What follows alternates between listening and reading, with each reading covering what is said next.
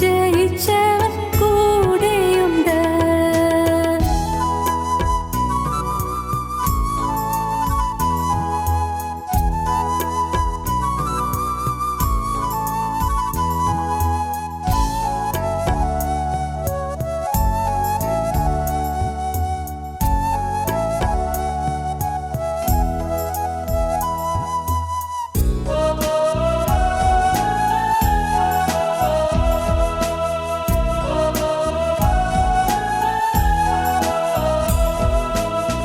ആഴിയിന്നാഴത്തിൽ കൂടെയുണ്ട്, ആകാശമേഘങ്ങളിൽ കൂടെയുണ്ട്. ആഴിയിന്നാഴത്തിൽ കൂടെയുണ്ട്, ആകാശമേഘങ്ങളിൽ കൂടെയുണ്ട്. ആവശ്യനേരത്തിൻ കൂടെയുണ്ട്, ആശ്വാസദായകൻ കൂടെയുണ്ട്. ആവശ്യനേരത്തിൻ കൂടെയുണ്ട്, ആശ്വാസദായകൻ കൂടെയുണ്ട്.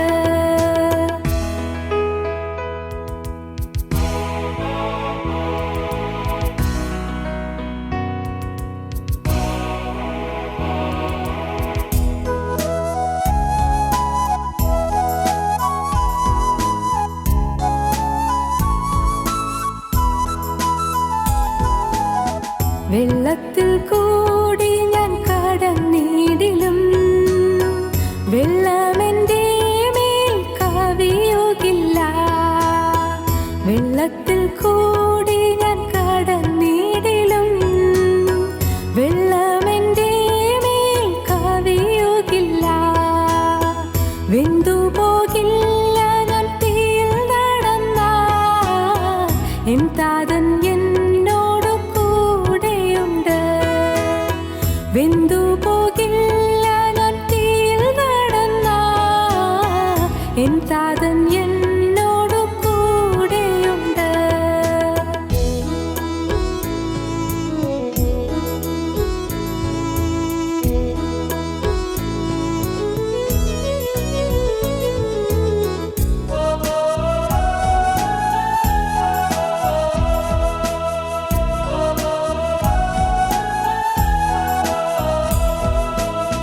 ബാഖായിൻ താഴ്വരെ കൂടെയുണ്ട്, യാക്കോബിൻ ദൈവം എൻ കൂടെയുണ്ട്. ബാഖായിൻ താഴ്വരെ കൂടെയുണ്ട്, യാക്കോബിൻ ദൈവം എൻ കൂടെയുണ്ട്. രോഗക്കിടക്കയിലും കൂടെയുണ്ട്, ലോകാന്ത്യത്തോളം എൻ കൂടെയുണ്ട്. രോഗക്കിടക്കയിലും കൂടെയുണ്ട്, ലോകാന്ത്യത്തോളം എൻ കൂടെയുണ്ട്. കൂടെയുണ്ടേശു എൻ കൂടെയുണ്ട്, കൂട്ടിനവൻ എന്നും കൂടെയുണ്ട്. കൂടെയുണ്ടേശു എൻ കൂടെയുണ്ട്, കൂട്ടിനവൻ എന്നും കൂടെയുണ്ട്. ഞങ്ങളും ക്രൂശിക്കപ്പെട്ട ക്രിസ്തുവിനെ പ്രസംഗിക്കുന്നു. ദൈവ തിരുനാമത്തിൻ്റെ മഹത്വം ഉണ്ടാകട്ടെ. സങ്കീർത്തനം 118 സങ്കീർത്തനം 24 വാക്യം വായിക്കാം. ഇത് യഹോവ ഉണ്ടാക്കിയ ദിവസം, ഇന്ന് നാം സന്തോഷിച്ച് ആനന്ദിക്കുക. ഇത് യഹോവയുണ്ടാക്കിയ ദിവസം, ഇന്ന് നാം സന്തോഷിച്ച് ആനന്ദിക്കുക. ഇന്ന് യഹോവയുണ്ടാക്കിയ ദിവസം, ദൈവം കരുതി വച്ചിരിക്കുന്ന ദിവസം, ദൈവം ഉണ്ടാക്കി വച്ചിരിക്കുന്ന ദിവസം, ദൈവം നമുക്ക് വേണ്ടി കരുതിയ ദിവസം, ഇത് യഹോവയുണ്ടാക്കിയ ദിവസം, ഇന്ന് നാം സന്തോഷിച്ച് ആനന്ദിക്കുക. ദൈവത്തിൻ്റെ വചനത്തിൻ്റെ ആഴങ്ങളിലേക്ക് കടക്കുവാൻ ഭാഗ്യം ലഭിച്ച ഒരു വ്യക്തിയാണ് ദാവീദ് രാജാവ്. ദാവീദ് രാജാവ് ദൈവത്തിൻ്റെ വചനത്തിൽ സന്തോഷിച്ചിരുന്നൊരു വ്യക്തിയാണ്. ദാവീദ് പറയുകയാണ്, ഇത് ദൈവം നമുക്ക് വേണ്ടി ഉണ്ടാക്കിയ ദിവസമാണ്, സന്തോഷത്തിൻ്റെ ദിവസമാണ്, സന്തോഷിക്കേണ്ട ദിവസമാണ്. എന്താണ് സന്തോഷിക്കണമെന്ന് പറയുന്നത്? ദൈവത്തിൻ്റെ വചനം കേൾക്കാൻ ഇടയാകുന്നതാണ് സന്തോഷം. വചനം കിട്ടുന്നതാണ് സന്തോഷം. ദൈവത്തിൻ്റെ ശബ്ദം കേൾക്കാൻ ഇടയാകുന്നതാണ് സന്തോഷം. ദൈവത്തിൻ്റെ ഇംഗിതം, ദൈവത്തിൻ്റെ ഇഷ്ടം അറിയാൻ ഇടയാകുന്നതാണ് സന്തോഷം. ഇത് യഹോവയുണ്ടാക്കിയ ദിവസം ഇന്ന് നാം സന്തോഷിച്ച് ആനന്ദിക്കുക. എപ്പോഴും ഓർത്തുകൊള്ളണം, ഓരോ ദിവസവും തുടങ്ങുമ്പോൾ നിങ്ങൾ പറയണം, കർത്താവേ, ഇത് അവിടെ നിന്ന് എനിക്ക് വേണ്ടി കരുതിയ ദിവസമാണ്. ഇന്നുള്ള കാര്യങ്ങൾ ഓരോന്നും, എൻ്റെ ജീവിതത്തിൽ സംഭവിക്കുന്ന ഓരോ കാര്യങ്ങളും അവിടെ നിന്ന് അറിഞ്ഞ് എൻ്റെ ജീവിതത്തിൻ്റെ നന്മയ്ക്ക് വേണ്ടിയാണ് ചെയ്യുന്ന സമയങ്ങളാണ്. ദൈവം ഉണ്ടാക്കിയ ദിവസമാണ് ഇന്ന്, എനിക്ക് വേണ്ടി കരുതിയ ദിവസമാണ്. എന്നെ രൂപാന്തരപ്പെടുത്താനും സ്വർഗത്തിൻ്റെ അവകാശിയാക്കാനും ദൈവം എനിക്ക് വേണ്ടി കരുതിയ ദിവസമാണ്. ഇത് യഹോവയുണ്ടാക്കിയ ദിവസം ഇന്ന് നാം സന്തോഷിച്ച് ആനന്ദിക്കുക. യഹോവയുടെ ദിവസം, ദൈവം എനിക്ക് വേണ്ടി കരുതിയ ദിവസം, എനിക്ക് വേണ്ടി ഒരുക്കിയ ദിവസം. എൻ്റെ എല്ലാ കാര്യങ്ങളും അറിയുന്ന എൻ്റെ സൃഷ്ടാവായ ദൈവം എനിക്ക് വേണ്ടി ഈ ദിവസം ഒരുക്കി തന്നിരിക്കുന്നു. ഇപ്പോൾ നിങ്ങൾ ചിന്തിക്കണം, ഇന്ന് ദൈവം എനിക്ക് വേണ്ടി കരുതിയ ദിവസമാണ്. എനിക്ക് വേണ്ടി, വ്യക്തിപരമായി എനിക്ക് വേണ്ടി ദൈവം കരുതിയിരിക്കുന്ന ദിവസമാണ്. എൻ്റെ ജീവിതത്തിൽ അനേകം ആവശ്യങ്ങളുണ്ട്, ഭാരങ്ങളുണ്ട്, സങ്കടങ്ങളുണ്ട്, ആവലാതികളുണ്ട്, ദുരിതങ്ങളുണ്ട്, വേദന വിഷയങ്ങളുണ്ട്, എല്ലാം ഉണ്ടല്ലോ കർത്താവേ. എന്നാൽ എല്ലാറ്റിൻ്റെയും മധ്യത്തിൽ എനിക്ക് വേണ്ടി ദൈവം ഒരു സന്തോഷ ദിവസം തന്നിരിക്കുന്നു. ഇന്ന് എനിക്ക് സന്തോഷത്തിൻ്റെ ദിവസമാണ്. മാറാ രോഗങ്ങളിൽ നിന്ന് മാറിയെന്ന് വരും. കർത്താവേ, നീ കാരണം, നീ ഉണ്ടാക്കിയ ദിവസമായതുകൊണ്ട്. ദൈവമേ, എൻ്റെ ജീവിതത്തിലെ ക്ലേശങ്ങളെല്ലാം മാറിയെന്ന് വരും, നീ ഉണ്ടാക്കിയ ദിവസമായതുകൊണ്ട്. കർത്താവേ, എനിക്കൊരു സമാധാനം കിട്ടിയെന്ന് വരും, നീ ഉണ്ടാക്കിയ ദിവസമായതുകൊണ്ട്. കർത്താവേ, എൻ്റെ ഹൃദയത്തെ ഇന്ന് മഥിക്കുന്ന, ഹൃദയത്തെ അലോസരപ്പെടുത്തുന്ന അനേകം ഭാരങ്ങൾ, ആകുലങ്ങൾ, ആവലാതികളെല്ലാം ഉണ്ട്. അതെല്ലാം മാറുന്ന ദിവസമാണ് ഇന്ന്. നീ എനിക്ക് വേണ്ടി കരുതിയ ദിവസമാണ്. എന്തുകൊണ്ട്? നീയാണ് എല്ലാം തരുന്നത്, നീയാണ് എല്ലാം സൃഷ്ടിച്ചത്, എല്ലാം കരുതുന്നത് നീയാണ്. ഇത് യഹോവയുണ്ടാക്കിയ ദിവസം ഇന്ന് സന്തോഷിച്ച് ആനന്ദിക്കുക. ഇന്ന് യഹോവയുണ്ടാക്കിയ ദിവസം എന്ന് പറയാൻ കാരണം എന്താണ്? ഒന്നാമത്തെ കാരണം, കൊരിന്ത്യർക്ക് എഴുതിയ 2-ാമത്തെ ലേഖനം 6-ാം അധ്യായം 1-2 വാക്യങ്ങൾ നമുക്ക് വായിക്കാം. നിങ്ങൾക്ക് ദൈവത്തിൻ്റെ കൃപ ലഭിച്ചത് വ്യർത്ഥമായി തീരരുതേ എന്ന് ഞങ്ങൾ സഹപ്രവർത്തിക്കാരായി നിങ്ങളെ പ്രബോധിപ്പിക്കുന്നു. പ്രസാദകാലത്ത് ഞാൻ നിനക്ക് ഉത്തരമരളി, രക്ഷാദിവസത്തിൽ ഞാൻ നിന്നെ സഹായിച്ചുവെന്ന് അവൻ അരുളി ചെയ്യുന്നുവല്ലോ. രക്ഷാദിവസം, പ്രസാദകാലത്ത് ഞാൻ നിനക്ക് ഉത്തരമരളി, രക്ഷാദിവസത്തിൽ ഞാൻ നിന്നെ സഹായിച്ചു. രക്ഷാദിവസമാണിന്ന്. ഇന്ന് എന്നൊരു ദിവസം നമുക്ക് കിട്ടിയിരിക്കുന്നു. അത് രക്ഷാദിവസമാണ്. ശിക്ഷ മാറുന്ന ദിവസമാണ്, ശിക്ഷ ഒഴിവാക്കി തരുന്ന ദിവസമാണ്. ഇത് രക്ഷാദിവസമാണ്. ദ ഡേ ഓഫ് സാൽവേഷൻ, രക്ഷാദിവസമാണ്. ഒത്തിരി കാര്യങ്ങൾ പറയാനുണ്ട്. രക്ഷാദിവസം, രക്ഷ എന്ത്? നാം പലരും ചിന്തിക്കുന്നത് രക്ഷ ഈ ഭൗതികമായ കാര്യങ്ങളാണ്. കടമൊന്ന് മാറിക്കെട്ടണം, രക്ഷയായി. മക്കൾ പഠിച്ച് നല്ല നിലയിലാകണം, രക്ഷയായി. ഒരു നല്ല വീട് വയ്ക്കണം, രക്ഷയായി. ഭാര്യ പ്രസവിച്ചിട്ടില്ല, അല്ലെങ്കിൽ അവൾക്ക് പ്രസവിക്കാനുള്ളതായ ഒരു സാധ്യത ഉണ്ടാകണം, രക്ഷയാണ്. ഇതെല്ലാം നല്ല കാര്യങ്ങൾ തന്നെയാണ്, സംശയമില്ല, രക്ഷാദിവസം. പക്ഷേ ഈ ഭൗതികമായ കാര്യങ്ങളെല്ലാം അതിനും വേണം രക്ഷ, സംശയമില്ല. പക്ഷേ ദൈവം കാണുന്നത് നിത്യതയാണ്. നമ്മുടെ ജന്മം മുതൽ നമ്മുടെ മരണം വരെയുള്ള കാലം കഴിഞ്ഞ് പിന്നീടൊരു നിത്യതയുണ്ട്. അതാണ് ദൈവം കാണുന്നത്, നിത്യത. ആ നിത്യത അനന്തവിശാലമായി കിടക്കുകയാണ്.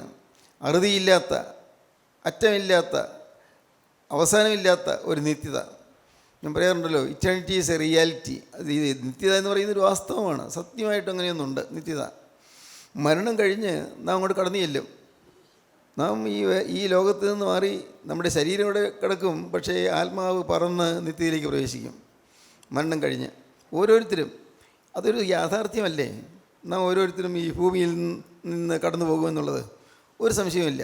പലപ്പോഴും നാം ചിന്തിക്കാറില്ല, അതിനോർത്ത് നാം ഒന്നും ഒരുങ്ങാറില്ല. പക്ഷേ സത്യം, ഒരു ദിവസം, അതെന്നോ ഒരു ദിവസം, ചിലപ്പോൾ അടുത്താകാം, ചിലപ്പോൾ അകലെയാകാം, ഒരു ദിവസം ഞാൻ ഈ ഭൂമിയിൽ നിന്ന് കടന്നു പോകും.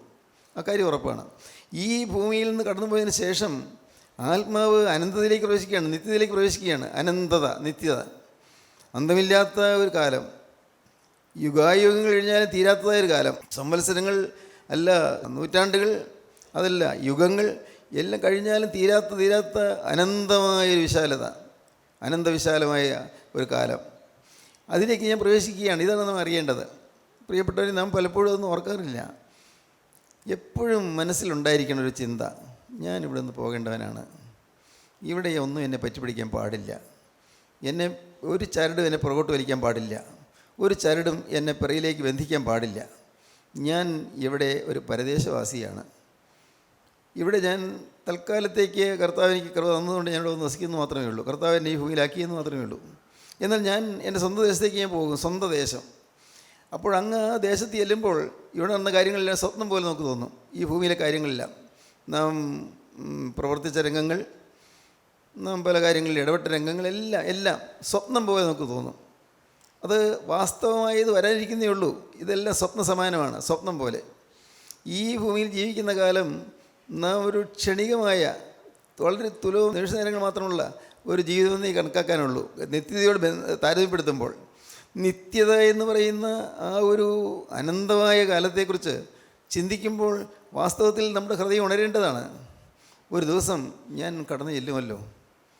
ഓരോ ദിവസവും നമുക്ക് മനസ്സിൽ ആ ചിന്ത എപ്പോഴും വേണം. അതുകൊണ്ട് മരണം വേണത്തെ ചിന്തിക്കണമെന്നല്ല പറഞ്ഞത്, ഒരു ചിന്ത വേണം എപ്പോഴും. എൻ്റെ കർത്താവേ, ഒരു ദിവസം ഞാൻ തിരുമുമ്പാവും നിൽക്കേണ്ടി വരുമല്ലോ, ഒരു ദിവസം ഞാൻ ന്യായാധിപ സഭയിൽ നിൽക്കേണ്ടി വരുമല്ലോ, ഒരു ദിവസം ന്യായാധിപതിയായ കർത്താവായ യേശുവിൻ്റെ മുമ്പിൽ ഞാൻ നിൽക്കേണ്ടി വരുമല്ലോ.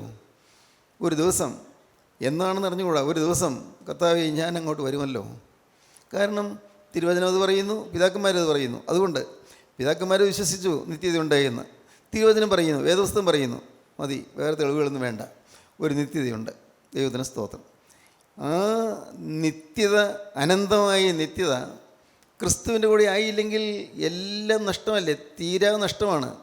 നമുക്കത് ഒരിക്കലും നികത്താനാവാത്ത നഷ്ടമാണ്, മഹാനഷ്ടം. നിത്യത ക്രിസ്തുവിനോട് കൂടി ആയിരിക്കുക. നിത്യത, ആ നിത്യത ക്രിസ്തുവിനോട് ആയിരിക്കുന്നതാണ് രക്ഷ, നിത്യരക്ഷ എന്ന് പറയുന്നത്. ഇന്ന് ഈ രക്ഷ എന്നുള്ള വാക്ക് പലർക്കും അത് അനുഭവമാകുന്നില്ല. രക്ഷിക്കപ്പെട്ടു എന്ന് പറയുന്നു, രക്ഷിക്കപ്പെട്ടു. ചില ചോദിക്കും, രക്ഷിക്കപ്പെട്ടുവോ? ഓ, ഞാൻ രക്ഷിക്കപ്പെട്ടു. എന്താണ് രക്ഷിക്കപ്പെടുക പറഞ്ഞാൽ അതുപോലും അതിൻ്റെ അന്തസ്സത്ത മനസ്സിലാക്കാതെയാണ് പലരും പറയുന്നത്. എന്താ രക്ഷിക്കപ്പെടുക എന്ന് പറഞ്ഞാൽ? രക്ഷിക്കപ്പെടുക എന്ന് പറഞ്ഞാൽ ഈ ഭൂമിയിലേക്കുള്ള നമ്മുടെ ആസക്തികളും ആശ്രയങ്ങളും എല്ലാം മാറി നാം സ്വർഗീയനായി തീർന്നതെന്നാണ് അതിൻ്റെ അർത്ഥം. എന്നാൽ അതുകൊണ്ട് ആൾ തീർന്നില്ല, തികഞ്ഞില്ല. ഇനിയും ഇനിയും വ്യത്യാസം വരേണ്ടിയിരിക്കുന്നു, രൂപാന്തരം വരേണ്ടിയിരിക്കുന്നു. നമ്മുടെ ജീവിതത്തിൽ വചനം കേട്ടൊരു മാനസാന്തരം വന്നു, പ്രകടമായ പാപങ്ങൾ മാറി. പക്ഷേ ആന്തരാത്മാവിലുള്ളതായ പല ബന്ധനങ്ങൾ അവിടെ തന്നെ കിടക്കുന്നു. നമ്മുടെ സ്വഭാവത്തിലുള്ളതായ പല മാലിന്യങ്ങളോട് കിടക്കുന്നു. സ്വഭാവത്തിൽ ഇന്ന് മാനസാന്തരപ്പെട്ടു എന്ന് പറയുന്ന ആളുകൾ പോലും വാസ്തവത്തിൽ സ്വഭാവം മാറിയിട്ടില്ല. അവർക്ക് സന്ദർഭം വരുമ്പോൾ കോപം വരുന്നു, സന്ദർഭം വരുമ്പോൾ അശുദ്ധമായ വികാരങ്ങൾ വരുന്നു, വിചാരങ്ങൾ വരുന്നു, അതിൻ്റെ പ്രവർത്തികൾ വരുന്നു, അഴുക്കായ വഴികളിലേക്ക് പോകുന്നു. സമയം വരുമ്പോൾ എല്ലാം മറന്നു പോകുന്നു. ദ്രവ്യാഗ്രഹം വരുന്നു, പണത്തിന് വേണ്ടിയുള്ളതായ ആർത്തി വരുന്നു. രക്ഷിക്കപ്പെട്ടവരാണ്, പണത്തിന് വേണ്ടിയുള്ള ആർത്തി വരുന്നു. രക്ഷിക്കപ്പെടുന്നു പറഞ്ഞാൽ വാസ്തവത്തിൽ ജീവിതം, മുന്നോട്ട് പോകുന്ന ജീവിതം ഒന്ന് വഴിതിരിയുന്നതെന്ന് മാത്രമേ അർത്ഥമുള്ളൂ. തിരിഞ്ഞു, അതുകൊണ്ടായില്ല, ഇനിയും നടക്കേണ്ടിയിരിക്കുന്നു, ബഹുദൂരം നടക്കേണ്ടിയിരിക്കുന്നു. രക്ഷിക്കപ്പെട്ടു പറഞ്ഞാൽ ഒരു പൂർത്തീകരണമല്ല. അത് രക്ഷിക്കപ്പെട്ടെന്ന് പറയുന്നത് രക്ഷയുടെ ആ വാതിൽ കൂടി അകത്തേക്ക് കടന്നു തന്നേ ഉള്ളൂ. ആളത്തും പഴയത് തന്നെയാണ്. രക്ഷയുടെ നീതിയുടെ വാതിലുകൾ, ആ നീതിയുടെ വാതിലുകൾ കൂടി അകത്തേക്ക് കടന്നു. പക്ഷേ സ്വഭാവം മാറേണ്ടിയിരിക്കുന്നു. ഇന്ന് ഇത് ഉറക്കെ പറയേണ്ടിയിരിക്കുന്നു, ധാരാളമായി പറയേണ്ടിയിരിക്കുന്നു. കാരണം ഇന്ന് സഭകൾ, പല സഭകളും, നവീകരണ സഭകൾ പോലും രക്ഷിക്കപ്പെട്ടു എന്ന് പറയുമ്പോഴേക്കും എല്ലാം ആയി എന്നാണ് ധാരണ. എല്ലാമായി തികഞ്ഞു എന്നാണ് ധാരണ. ഇനി പിന്നെ എങ്ങനെ ജീവിച്ചാലും കുഴപ്പമില്ല, ഞാൻ രക്ഷിക്കപ്പെട്ടതാണല്ലോ. നവീകരണ സഭകളാണ് പറയും, ഞാൻ ഒന്നുകൂടി സ്നാനപ്പെട്ടു, രക്ഷിക്കപ്പെട്ടു, ഇനിയിപ്പോൾ കുഴപ്പമൊന്നുമില്ല, പാവമൊക്കെ മനുഷ്യനല്ലേ, മനുഷ്യന് പാവം വരും, ബലഹീനതകൾ വരും എന്ന് ചിന്തിച്ച് സാന്ത്വനപ്പെടുത്തുന്ന ആളുകളുണ്ട്, സാന്ത്വനപ്പെടുത്തുന്ന ചിന്താഗതികളുണ്ട്. എന്നാൽ ഈ രക്ഷിക്കപ്പെട്ടെന്ന് പറഞ്ഞാൽ സ്വർഗ്ഗത്തിൽ പ്രവേശിക്കുന്ന അർത്ഥമില്ല. ഇനി ആളത്വം മാറേണ്ടിയിരിക്കുന്നു, സ്വഭാവം മാറേണ്ടിയിരിക്കുന്നു, നമ്മുടെ മനോഭാവം മാറേണ്ടിയിരിക്കുന്നു, നമ്മുടെ ചിന്താഗതികൾ മാറേണ്ടിയിരിക്കുന്നു. രക്ഷ, സ്വഭാവം മാറണം. ഓരോ ദിവസവും തുടങ്ങുമ്പോൾ ഇത് യഹോവ ഉണ്ടാക്കിയ ദിവസം, ഇന്നും സന്തോഷിച്ചാൽ നിൽക്കുക. എന്തുകൊണ്ട്? ഇത് രക്ഷാ ദിവസമാണ്, എൻ്റെ ജീവിതത്തിൽ രൂപാന്തരപ്പെടുന്ന ദിവസമാണ്, ഞാൻ ഒന്നിനൊന്ന് മാറി വരുന്ന ദിവസമാണ്, എൻ്റെ പഴയ സ്വഭാവം മാറി ഞാൻ പുതിയ സ്വഭാവം പ്രാപിക്കുന്ന ദിവസമാണിന്ന്. ഇന്ന് ഇതുവരെ ഞാൻ തോറ്റുകൊണ്ടിരുന്ന വിഷയങ്ങളിൽ ഞാൻ തോൽവിയല്ല എനിക്ക് ജയം കിട്ടുന്ന ദിവസമാണ്. ഇന്ന് രക്ഷാ ദിവസമാണ്, രക്ഷയുടെ ദിവസം. ദൈവത്തിന് സ്തോത്രം. എബ്രായ ലേഖനം 2-ാം അധ്യായം ആദ്യത്തെ ഖണ്ഡിക വായിക്കാം. അതുകൊണ്ട് നാം വല്ലപ്പോഴും ഒഴുകിപ്പോകാതിരിക്കേണ്ടതിന് കേട്ടത് ഞാൻ ശ്രദ്ധയോടെ കരുതിക്കൊള്ളുവാൻ ആവശ്യമാകുന്നു. അതുകൊണ്ട് നാം വല്ലപ്പോഴും ഒഴുകിപ്പോകാതിരിക്കേണ്ടതിന് കേട്ടത് അധികം ശ്രദ്ധയോടെ കരുതിക്കൊള്ളുവാൻ ആവശ്യമാകുന്നു. കേട്ടത് അധികം ശ്രദ്ധയോടെ കരുതിക്കൊള്ളുവാൻ ആവശ്യമാകുന്നു. അല്ലാതെ ഒഴുകിപ്പോകാൻ ഇടവരരുത്. നമുക്ക് കിട്ടിയ ആത്മീയ അനുഗ്രഹങ്ങൾ എല്ലാം നഷ്ടപ്പെടുത്തി കളയാൻ ഇടവരരുത്, ഒഴുകിപ്പോകരുത്. നാം വല്ലപ്പോഴും ഒഴുകിപ്പോകാതിരിക്കേണ്ടതിന് കേട്ടത് അധികം ശ്രദ്ധയോടെ കൈക്കൊള്ളുവാൻ ആവശ്യമായിരിക്കുന്നു. പിന്നെ ദൂതന്മാർ മുഖാന്തരം അരുളി ചെയ്ത വചനം സ്ഥിരമായിരിക്കുകയും, ദൂതന്മാർ മുഖാന്തരം അരുളി ചെയ്ത വചനം സ്ഥിരമായിരിക്കുന്നു. ഓരോരോ ലംഘനത്തിനും അനുസരണക്കേടിനും ന്യായമായ പ്രതിഫലം ലഭിക്കുകയും ചെയ്തുവെങ്കിൽ, ഓരോരോ ലംഘനത്തിനും അനുസരണക്കേടിന് ന്യായമായ പ്രതിഫലം ലഭിക്കുകയും ചെയ്തു. കർത്താവ് താൻ പറഞ്ഞു തുടങ്ങിയതും ദൈവം അടയാളങ്ങളാലും അത്ഭുതങ്ങളാലും വിവിധ വീര്യപ്രവൃത്തികളാലും തൻ്റെ ഇഷ്ടപ്രകാരം പരിശുദ്ധാത്മാവിന് നൽകിക്കൊണ്ടും സാക്ഷി നിന്നതും കേട്ടവർ നമുക്ക് ഉറപ്പിച്ചു തന്നതുമായ ഇത്ര വലിയ രക്ഷ നാം ഗണ്യമാക്കാതെ പോയാൽ എങ്ങനെ തെറ്റിയൊഴിയും? നീണ്ടൊരു വാക്യമാണത്. ഇത്ര വലിയ രക്ഷ നാം ഗണ്യമാക്കാതെ പോയാൽ എങ്ങനെ തെറ്റിയൊഴിയും? വലിയോ രക്ഷയാണ് കൊണ്ടുവന്ന് തന്നിരിക്കുന്നത്. ലോകത്ത് പതിനായിരക്കണക്കിനല്ല ലക്ഷോപലക്ഷ ആളുകളുണ്ട്. എത്ര പേര് വചനം കേൾക്കുന്നുണ്ട്? എത്ര തുലവും ചുരുക്കം പേര് മാത്രം. കേൾക്കുന്നവരിൽ തന്നെ എത്ര പേര് വിശ്വസിക്കുന്നുണ്ട്? അതും ചുരുക്കം പേര് മാത്രം. കേൾക്കുന്നവർ വിശ്വസിച്ചു, പക്ഷേ അനുഭവിക്കുന്ന എത്ര പേരുണ്ട്? തുലവും ചുരുക്കം, വളരെ ചുരുക്കം അല്ലേ? നിങ്ങൾക്ക് അറിയാൻ പാടില്ലേ? വചനം കേൾക്കാൻ എല്ലാവരും വരുന്നുണ്ട്, പക്ഷേ അത് എത്ര പേരുടെ ഉള്ളിൽ തങ്ങി നിൽക്കുന്നുണ്ട്? കേട്ടു അങ്ങ് വിട്ടു, തീർന്നു. അങ്ങനെയല്ല വേണ്ടത്. രക്ഷ സ്വായത്തമാക്കണം, രക്ഷ സ്വന്തമാക്കണം. എനിക്ക് രക്ഷപ്പെടണം, എനിക്ക് എൻ്റെ ആത്മാവ് രക്ഷപ്പെടണം. ദൈവത്തിന് സ്തോത്രം. രക്ഷ, ഇത്ര വലിയ രക്ഷ എന്നാണ് പുസ്തകം പറയുന്നത്. ഇത്ര വലിയ രക്ഷ നാം ഗണ്യമാക്കാതെ പോയാൽ എങ്ങനെ തെറ്റിയൊഴിയും? അടുത്തത്, ദൂതന്മാർ മുഖാന്തരം അരുളി ചെയ്ത വചനം സ്ഥിരമായിരിക്കുന്നു.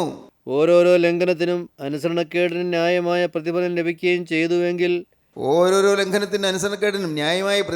ചെയ്തു എങ്കിൽ കർത്താവ് താൻ പറഞ്ഞു തുടങ്ങിയതും, ഈ വചനം രക്ഷ കർത്താവ് താൻ പറഞ്ഞു തുടങ്ങിയതാണ്. ക്രിസ്തു തന്നെ പറഞ്ഞതാണ്. കർത്താവ് താൻ പറഞ്ഞു തുടങ്ങിയതും ദൈവം അടയാളങ്ങളാലും അത്ഭുതങ്ങളാലും വിവിധ വീര്യപ്രവൃത്തികളാലും തൻ്റെ ഇഷ്ടപ്രകാരം വിവിധ വീര്യപ്രവൃത്തികളാലും തൻ്റെ ഇഷ്ടപ്രകാരം പരിശുദ്ധാത്മാവിനെ നൽകിക്കൊണ്ട് സാക്ഷി ചെയ്യുന്നതും, അടയാളങ്ങളാലും അത്ഭുതങ്ങളാലും വിവിധ വീര്യപ്രവൃത്തികളാലും തൻ്റെ പരിശുദ്ധാത്മാവിനെ നൽകിക്കൊണ്ട് സാക്ഷി നിന്നതാണ് ഈ സുവിശേഷം. അതാണ് ഈ രക്ഷയുടെ വചനം. അതാണ്. അടയാളങ്ങൾ കിട്ടി. ദൈവത്തിന് സ്തോത്രം. ഇല്ലേ? നമുക്കൊന്ന് ഓർത്ത് നോക്കൂ. അടയാളം കിട്ടിയില്ലേ? നിങ്ങളൊന്ന് ചിന്തിച്ച് നോക്കൂ. നിങ്ങൾക്ക് ഒരു മാനസാന്തരം ഉണ്ടായപ്പോൾ എന്തൊരു സന്തോഷമായിരുന്നു, എന്തൊരു സമാധാനമായിരുന്നു, ജീവിതത്തിൻ്റെ ഒരു കെട്ടുറപ്പായിരുന്നു, ഇതൊരു ധൈര്യമായിരുന്നു അല്ലേ? അങ്ങനെ ആയിരുന്നില്ലേ? ചിന്തിച്ച് നോക്കൂ. ജീവിതത്തിൽ നിങ്ങൾക്ക് ഈ രക്ഷയുടെ മർമ്മം പിടികിട്ടി, വചനം കേട്ടു, വചനം സ്വീകരിച്ചു. അപ്പോൾ അവാച്യമായ സമാധാനം കിട്ടി, അത്യന്തം സന്തോഷം കിട്ടി. ഹൃദയത്തിലെ ഭാരങ്ങളെങ്ങോ പോയി മറഞ്ഞു. ഭാരം ഇല്ലാഞ്ഞിട്ടില്ല, ഭാരമൊക്കെ അങ്ങ് മാറുകയാണ്. മനസ്സിൽ നിന്ന് ഭാരം വലിയ കെട്ട് മാറിപ്പോവുകയാണ്. കോപം വരാതാകുന്നു, കോപം വരുന്നില്ല. എന്തൊരു മാറ്റം വന്നത്! കയ്യിൽ എൻ്റേത് കയ്യിൽ ഇരിക്കരുതെന്ന് ചിന്ത വരുന്നു. എല്ലാം തിരിച്ചു കൊടുക്കുന്നു. ഹൃദയത്തിലുള്ളതായ ആ തീരുമാനം വാസ്തവത്തിൽ പ്രവൃത്തിയിൽ വരുന്നു. അങ്ങനെ വേണ്ടാത്തതെല്ലാം ഉപേക്ഷിക്കുന്നു. ദുശ്ശീലങ്ങൾ മാറുന്നു. മുമ്പ് കോപിക്കേണ്ടെന്ന് വിചാരിച്ചാലും കോപിച്ചു പോകുന്നു. ഇപ്പോഴങ്ങനെയല്ല. രാമാനുസന്തരപ്പെട്ട് കഴിയുമ്പോൾ ആ ആദ്യകാലങ്ങളിൽ നമ്മളെല്ലാം ഒരു ലഹരി പിടിച്ചവരെ പോലെയാണ്. സുബോധത്തിൽ ലഹരി കലർന്നതുപോലെ അതുപോലൊരു അനുഭവത്തിൽ വരികയാണ്. അങ്ങനെയുള്ളൊരു കാലം ഉണ്ടായിരുന്നല്ലോ. അതാണ് ദൂതന്മാർ മുഖാന്തരം അരുളി ചെയ്തതും ദൈവം അടയാളങ്ങളാലും അത്ഭുതങ്ങളാലും വീര്യപ്രവൃത്തികളാലും തൻ്റെ പരിശുദ്ധാത്മാവിനെ നൽകിക്കൊണ്ട് സാക്ഷി നിന്നതും. പരിശുദ്ധാത്മാവിനെ നൽകിക്കൊണ്ട് സാക്ഷി നിന്നു. പരിശുദ്ധാത്മാവിനെ നമുക്ക് നൽകിയിട്ട് നമുക്ക് വേണ്ടി ഈ വചനം സാക്ഷ്യമായി തന്നു. വചനം കിട്ടി. ദൈവത്തിന് സ്തോത്രം. അനുഭവങ്ങളിൽ നിങ്ങൾ ചിന്തിച്ച് നോക്കൂ, ഒന്ന് ഓർത്ത് നോക്കൂ. ഓരോരുത്തരും ചിന്തിച്ച് നോക്കൂ.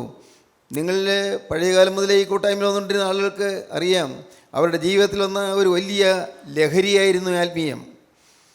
ആനന്ദത്തിൻ്റെ ആ ലഹരിയിൽ ഉണർന്നതായൊരു സമയം, വചനം കേട്ടപ്പോൾ ഉണ്ടായ സന്തോഷം, വചനം സ്വീകരിച്ചപ്പോൾ ഉണ്ടായ ഒരു സമാധാനക്കേടുള്ള വിഷയങ്ങളൊക്കെ ധാരാളം ഉണ്ടായിരുന്നു. പക്ഷേ അതൊന്നും ഏശാതായി, അത് ഉള്ളത്തിൽ കടക്കാതായി. ആളുകളോട് നീരസമോ ഇഷ്ടക്കുറവോ മുഷ്ടിൽ വരാവുന്ന അവസരങ്ങളുണ്ടായി. പക്ഷേ മുഷ്ടിൽ വരുന്നില്ല, ഇഷ്ടക്കുറവ് വരുന്നില്ല, വിരോധം വരുന്നില്ല, ഹൃദയം നിഷ്കളങ്കമായി. ഇല്ലേ? അങ്ങനൊരു സംഭവം ഉണ്ടായിട്ടില്ലേ? നിങ്ങൾ ചിന്തിച്ചാൽ കാണാം. അത് ഉണ്ടായിട്ടില്ലെങ്കിൽ അത് നിങ്ങൾക്കുണ്ടാകേണ്ടിയിരിക്കുന്നു. ഇനിയും ഈ ജീവിതത്തിലെ അലങ്കോലങ്ങളിലൊന്നും നമ്മുടെ മനസ്സ് മാറാതെ, മനസ്സ് ചായാതെ, നിത്യനായ രക്ഷകൻ്റെ ആ സ്നേഹം അനുഭവിച്ച് നിങ്ങൾ ദൈവത്തെ സ്തുതിച്ച നാളുകൾ. അന്ന് നാവിൽ സ്തുതിയുണ്ടായിരുന്നു, ചുണ്ടിൽ സ്തുതിയുണ്ടായിരുന്നു. അന്ന് എവിടെയെങ്കിലും യാത്ര ചെയ്തു പോകുമ്പോഴും ഇങ്ങനെ സ്തുതി എന്ന് ഉറക്കെ കേൾപ്പിച്ചില്ലെങ്കിലും പയ്യെ ഹൃദയത്തിൽ ഇങ്ങനെ പറഞ്ഞുകൊണ്ടിരുന്നു. ചിലപ്പോൾ ചുണ്ട് അനങ്ങിക്കൊണ്ടിരുന്നു. ഇല്ലേ? ഓർത്ത് നോക്കൂ. കാലങ്ങൾ തിരിഞ്ഞു നോക്കൂ. പഴയതിലേക്ക് തിരിഞ്ഞു നോക്കണം. നാം ഇന്ന് സംതൃപ്തരായിട്ടിരിക്കുകയാണ്. സംതൃപ്തരിക്കാൻ പറ്റില്ല, തൃപ്തിപ്പെട്ടിരിക്കാൻ പറ്റുകയില്ല. പഴയ കാലത്തേക്ക് തിരിഞ്ഞു നോക്കണം. ദൈവത്തിന് സ്തോത്രം. 1973 കാലങ്ങളിൽ ഈ പ്രദേശത്തുണ്ടായ ആത്മീയ ഉണർവിൻ്റെ സമയങ്ങളിൽ എന്ത് വലിയ മാറ്റമാണ് ഉണ്ടായത്! എന്ത് വലിയ മാറ്റം! അത് അത്ഭുതകരമായ മാറ്റമാണ് ഉണ്ടായത്. പനകളിൽ, കള്ളുണ്ടാക്കുന്ന പനകളിൽ അവിടെ ഉടമസ്ഥൻ തന്നെ നിർബന്ധിച്ച് ആ പന വെട്ടിക്കളഞ്ഞു. ഇതുകൊണ്ട് കള്ള് വേണ്ട, ഇനി അത് ഉണ്ടാക്കണ്ട തീരുമാനിച്ചു. എത്രയോ കുടുംബങ്ങൾ, എത്രയോ വീടുകൾ. എന്ത് വലിയ മാറ്റമാണ് ഉണ്ടായത്! പരസ്പരം കലഹിച്ചിരുന്നവരെ ചെന്ന് മാപ്പ് ചോദിക്കുന്നു. പരസ്പരം ഭിന്നിച്ചിരുന്നവർ ആ ഭിന്നതയെല്ലാം മറന്ന് മാപ്പ് ചോദിക്കുകയും സഹകരിക്കുകയും ചെയ്യുന്നു, സ്നേഹമാകുന്നു. എന്തൊരു മാറ്റം! വിവാഹമോചനത്തിന് തയ്യാറായിരുന്നവരെ വിവാഹമോചനം വേണ്ട എന്ന് ഒരുമിച്ച് ജീവിക്കാമെന്ന് തീരുമാനിക്കുന്നു. എന്തൊരു മാറ്റം! ഒരു വലിയ വീര്യപ്രവൃത്തികൾ ദൈവം അടയാളങ്ങളാലും അത്ഭുതങ്ങളാലും വിവിധ വീര്യപ്രവൃത്തികളാലും പരിശുദ്ധാത്മാവിനെ നിലയിക്കൊണ്ട് സാക്ഷി നിന്നു. അനേകം വീര്യപ്രവൃത്തികൾ നിങ്ങൾക്ക് കണ്ടതാണ്.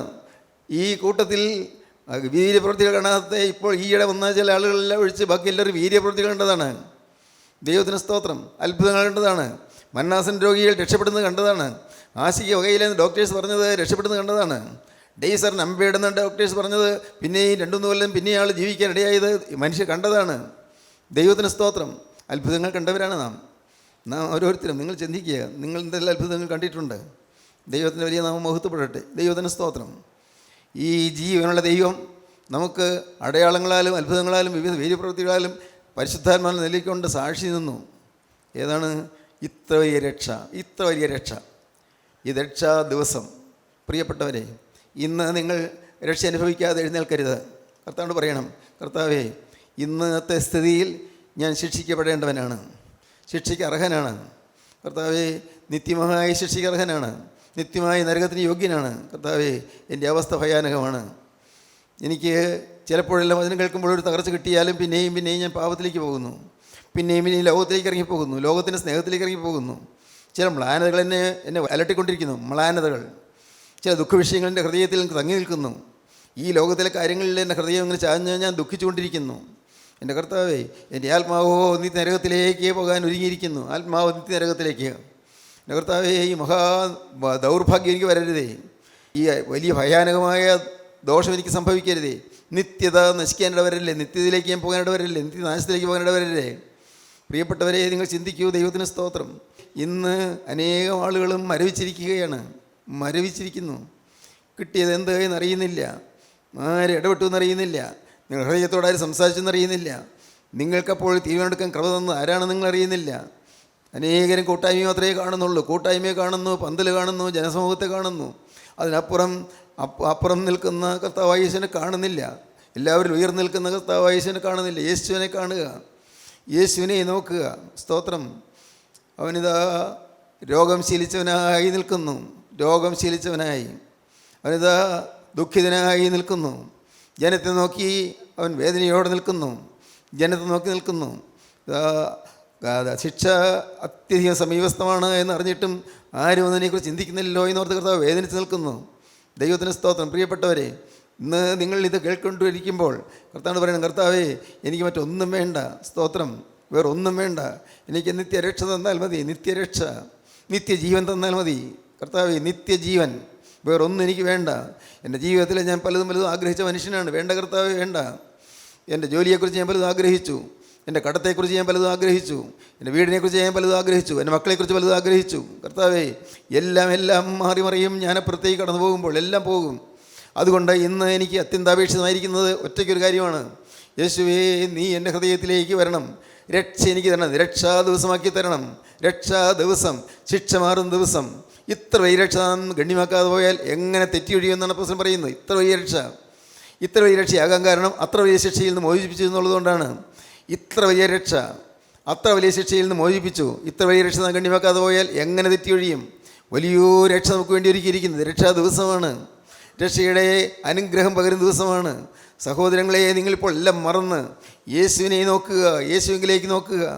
എല്ലാം മറന്ന് യേശുവിനെ കാണുക. കൂട്ടായ്മയെ മറക്കുക, ദൈവമക്കളെ മറക്കുക, വചനം പറയുന്നവരെ മറക്കുക, എല്ലാം മറക്കുക. ഒരേ ഒരു കാര്യം, യേശു നിങ്ങളുടെ മുന്നിൽ വന്ന് നിൽക്കുന്നു. തേജോമയനായി നിൽക്കുന്ന ക്രിസ്തുവിലേക്ക് നിങ്ങൾ നോക്കുക. അവൻ്റെ ആ മഹത്വമേറിയ മുഖത്ത് അടിയേറ്റ പാടുകളുണ്ട്. കന്നത്ത് അടിയേറ്റു. ദൈവത്തിന് സ്തോത്രം. അവൻ്റെ ശിരസിൽ നിന്ന് തിരുരക്തം വാർന്നൊഴുകുന്നത് നാം കാണുന്നു. ദൈവത്തിന് സ്തോത്രം. അവൻ്റെ കൈകാലുകൾ മുറിവേറ്റിരിക്കുന്നു, ചോര ഒഴുകിക്കൊണ്ടിരിക്കുന്നു.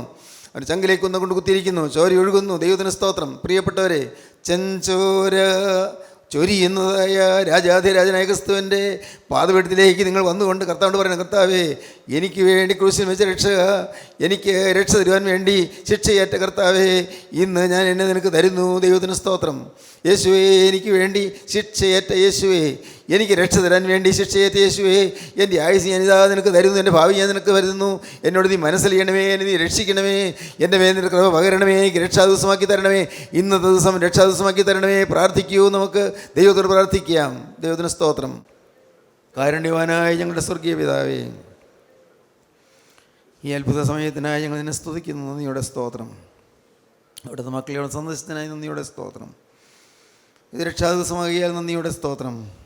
അപ്പോൾ ഈ മക്കളെല്ലാവരും അനുഗ്രഹിച്ച് എഴുന്നേൽപ്പിക്കണമേ. അവിടുത്തെ കൃപ കൂടി ഉണ്ടായിരിക്കണമേ കർത്താവേ. ഇന്ന് പുതിയ വെളിച്ചം കണ്ടു എന്നുള്ള അനുഭവത്തോടെ എഴുന്നേൽപ്പാൻ ഭാഗ്യം തരണമേ. രക്ഷിതാവിനെ കണ്ടെത്തി എന്നുള്ളതായ അത്ഭുത സമയം ലഭിച്ചു എന്നുള്ളതുകൊണ്ട് സന്തോഷിച്ച് ഈ പ്രിയമക്കൾ ആനന്ദിപ്പാണ്ടിയാകണമേ കർത്താവേ. അവിടുത്തെ രണ്ടാമത്തെ പറന്നു വരുന്ന വിശുദ്ധന്മാരുടെ നിലയിൽ ഞങ്ങളെ യോഗ്യരാക്കി തീർക്കണമേ. യേശുവിൻ നാമത്തിൽ യാചിക്കുന്നു കേൾക്കണം പിതാവേ. ആമീൻ. ഹല്ലേലൂയ.